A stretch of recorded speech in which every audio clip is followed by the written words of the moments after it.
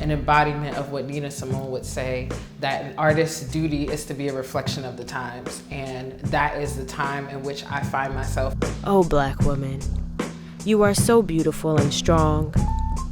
Even on the days where life's woes try to beat you down and make you feel otherwise, you're still unmatched. So I concentrate on a few different disciplines within art. So whether that is DJing or spoken word, but in every way, I know I have to show up without apology.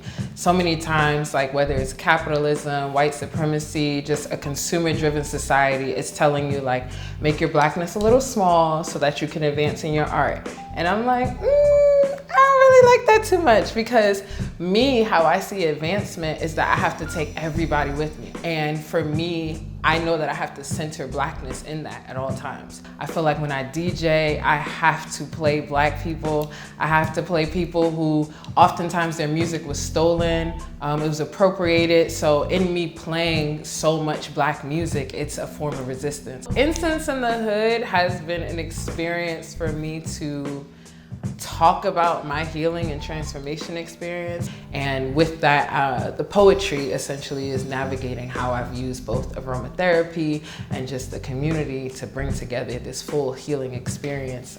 So Incense in the Hood is also just talking about a place that many people may not think to go for their healing, which is the hood. And that's where I've always gone. I've always gone where Black people are. And unfortunately, when there are marginalized systems that have put so many Black and brown people in these places where it's not the same allotment of resources, where there's a lack of resources, that's where innovation has come about. There's so much abundance. So even if I don't feel like I am financially abundant, I know that I'm spiritually abundant. To even have community, I know that I'm rich. So to not even have that poverty mindset is what I push back on within Incense in the Hood. So much of the world has taught hardness to Black womanhood. It's taught like you have to be strong, resilient, you have to do all these things that create this very thickness to the skin, thickness to the emotions. And for me, I'm just like, but sometimes I want to cry.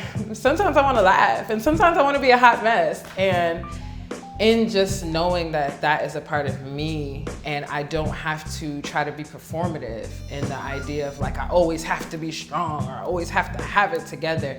That is where I feel like I just rest in my duality. That's where I just find comfort in my fluidity, just knowing that it's gonna show up however it shows up. And sometimes it shows up in these feminine ways, sometimes it shows up in masculine ways, and sometimes it shows up in the most non-binary, I could care less about what gender even looks like ways, but that doesn't mean I'm any less of a Black woman. It just means this is how I'm showing up today, and this is how I wanna define my own womanhood and my own Blackness and the intersections of the two. So being in the community of Black women is just like, you know what? All I gotta do is protect us. I gotta hold us down, because I know that so many people, so much of this world is literally just like, how can we take from y'all? How can we steal from y'all? How can we give y'all no love in this world? I know that it's so important for me to just praise and show so much joy to the community of people that I'm in, because I'm just like, if I could hype you up and I could gas you up and we could all just be going off and really just be like supporting one another, then I know there's just an abundance of community. There's so much transformation that can happen there. Even in darkness, I bounce in my light. Even in darkness, I bounce in my light. I said no, even in darkness, I bounce in my light.